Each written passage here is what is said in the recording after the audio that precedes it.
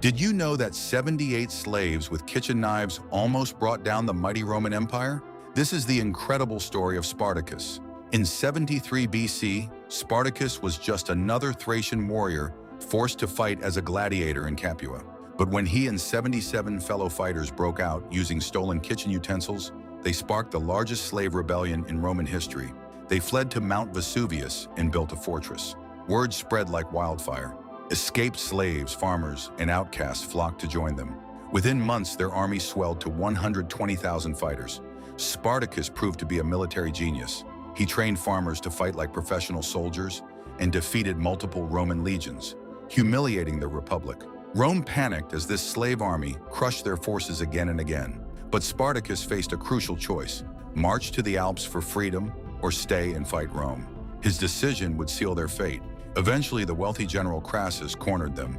After Spartacus fell in battle, Rome crucified 6,000 captured rebels along the Appian Way as a brutal warning to future slaves.